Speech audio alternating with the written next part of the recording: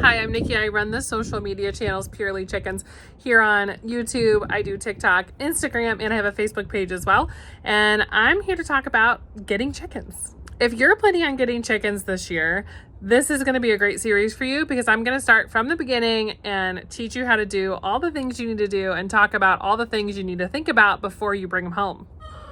Make sure you hit the subscribe button and don't forget to check out my link below for my book that's out for pre-order. And I'm so excited for you guys to get this book in your hand. I worked so hard on it and it's out for pre-order right now and it'll be out in May.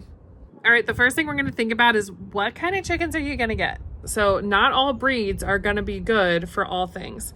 There are some breeds that are really good at egg laying. Some breeds that you're going to want to buy if you're doing meat birds, and you can do dual purpose birds if you want to do both things. Make sure you research the breeds before you go and buy them. If you walk into, the farm supply store and you see these cute fuzzy chicks and you just buy them because, you think they're going to be great for egg laying, you might be buying meat birds.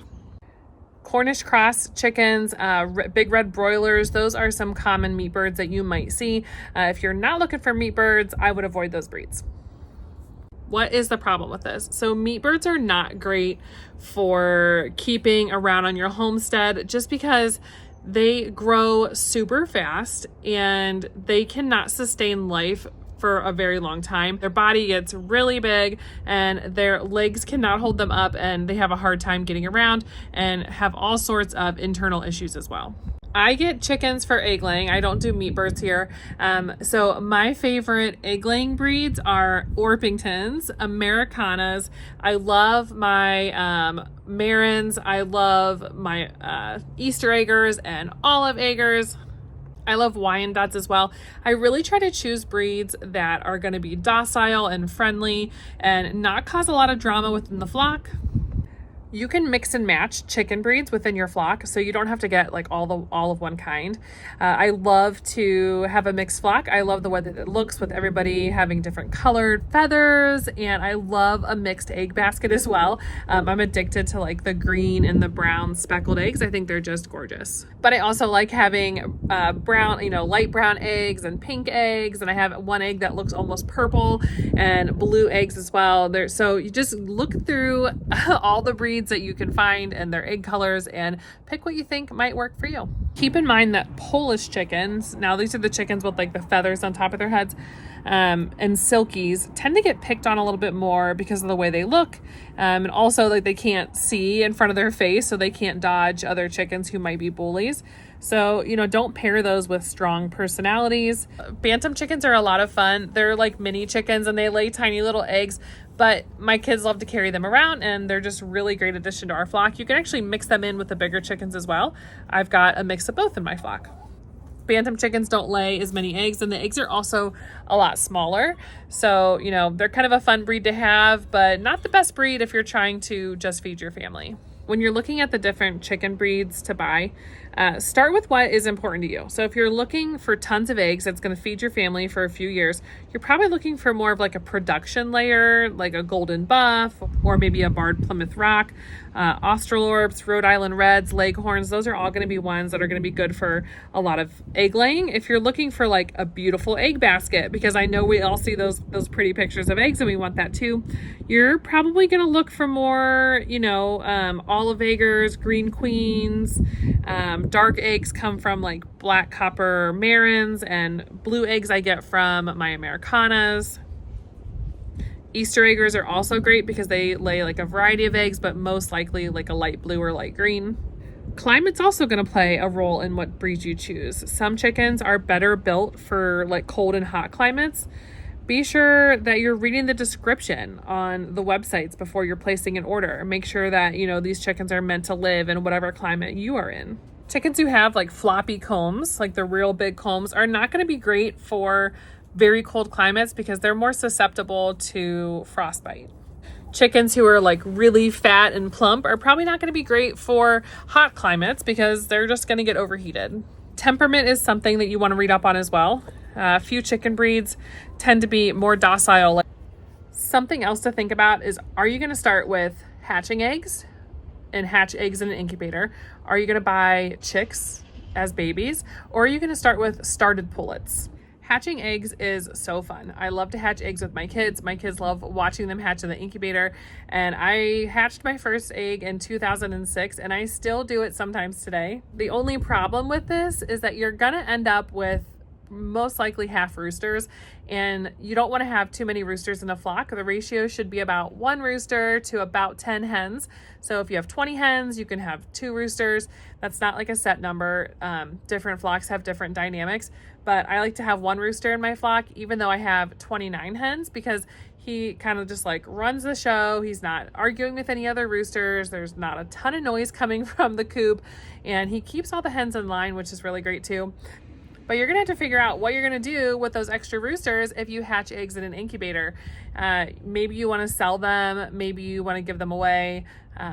But yeah, just, think about that before you start hatching eggs and end up with too many. And you can pick them up from a hatchery, or you can have them shipped to you. They actually can ship day-old chicks in the mail, which is really kind of cool. They overnight them, and it costs a little bit more for shipping, but if you're close to a hatchery, you can go get them. Just make sure that the place that you're getting them from is NPIP certified, just to make sure you're not bringing any disease onto your property. Now, getting baby chicks is a ton of fun, but it's a lot of extra work. You have to transition them into the coop. You need to have a brooder and a heat source and different feeders and waterers for them. Not only do you need more equipment, but baby chicks need their area kept really clean so they don't get any, illnesses and an overload of bacteria. So you have to keep up with it, and it's time consuming. And like if you want to go away on vacation or something while you have baby chicks, you can't do that. So you really want to plan around, when you're going to get them. You can get baby chicks any time of year. I've gotten them in the dead of winter before.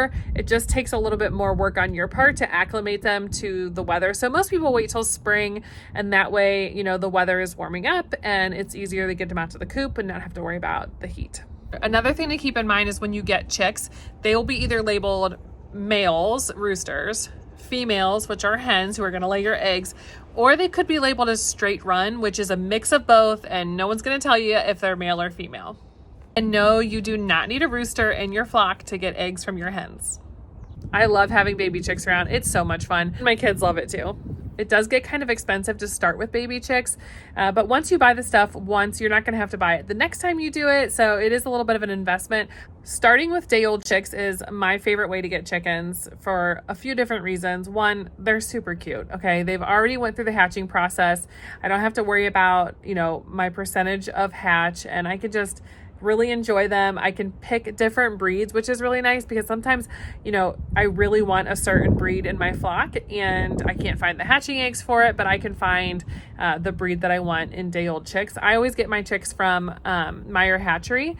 You can also start with started pullets. What is that? Well, those are chickens who are not laying eggs yet, but they're already past the baby chick stage, so you don't have to worry about any of the brooder or the heater situation, and they're ready to go out of the coop, and they're going to be laying eggs really quickly. The nice thing about getting started pullets is that you don't have to wait the 6 months for them to age to lay their first egg. The only downfall that I have found with starting with started pullets is that it's a little bit harder to bond with them, to make them super friendly, to, have them get used to you. But if that's not something you're worried about, then, by all means, grab some started pullets there. They are a little bit more pricey because somebody's done the work for you to get them past the chick stage. But I think that's kind of worth it because, you don't have to buy all the extra stuff for them. All right, so the next thing to think about before you get started is how many chickens do you really need?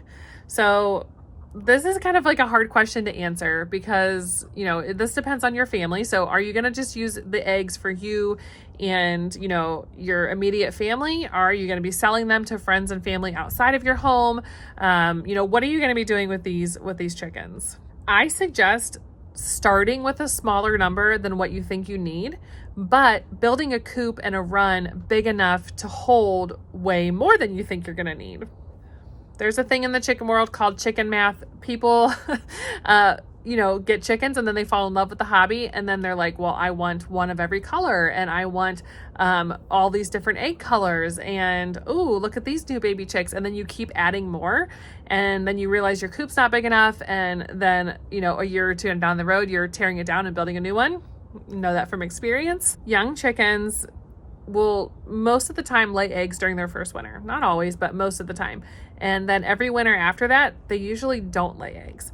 So I like to do, a smaller amount of chickens in the beginning, and then every spring add a couple more. That way I still have eggs every winter. Maybe not as many eggs as I'm going to get in the spring and the summer, but enough to feed my family. Also, you should consider that older chickens usually slow down their egg production or sometimes stop altogether. So what are you going to do with those birds as they age? I choose to keep them here on my property, and they just are kind of like lawn ornaments, and I end up feeding them and they don't give me any eggs. If you're going to do that too, you might want to consider, okay, if I max out my coop and get, say your coop holds 10 chickens and you get 10 chickens your first year. Well, in like 5 years, if you still have all those chickens and they all stop laying eggs, then you have 10 chickens, no room for more, and, no eggs. I'll definitely talk about coops and setups, later in the series. Oh, it looks like we're getting a visitor. Hey, Ricky. I teach others about backyard chicken keeping full time. So down below, you can find discount codes that I have acquired from companies that I love and trust. And I know you'll love them as well. I hope you found that helpful. If you have questions, please put them in the comments. I'll be sure to address things in the next parts of this series. I would love it if you liked and subscribed and follow along, because it's going to be a fun year. I know a lot of people are getting chickens, and 2023 should be a lot of fun.